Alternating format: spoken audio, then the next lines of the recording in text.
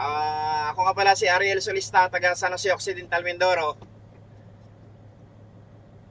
Shout out sa mga anak ko. At saka sa lahat nga pala ng gustong mag-add ng CE, punta lang kayo kay Sermon. PM lang kayo. Sige, salamat, Salamat, sir. sir. So ayan po si Sir Ariel, isang OFW.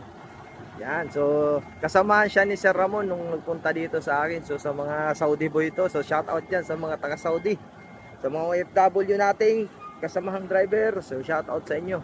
So ito si Sir, 123 na yung lisensya niya. Matagal na din siya nagte-trailer, kaya lang automatic saka mahaba.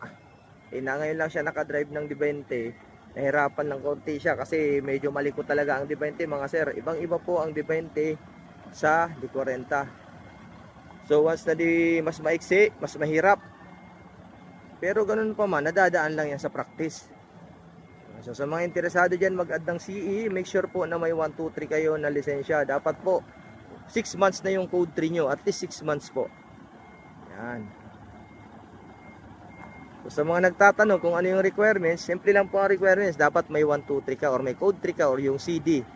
At least 6 months po. Yun lang po. Tapos magdala kayo dito ng 2x2 picture. Tapos mahalaga po pala yung portal. Yung LTO portal, mahalaga po yun. Yung LTMS natin. Kasi doon natin makikita kung may mga huli kayo or qualified ba kayo sa additional code ng CE. Ayan.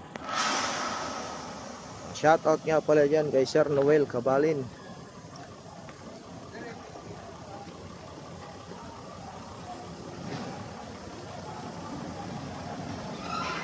Yun, doon naman siya papasok. So, shout out kay Manoy Parauma. Oy, shout out noy sa mga taga Bicol diyan. Sira mo na ang gulay mo. Shout out din kay yan diyan sa mga gusto pa lang refresh.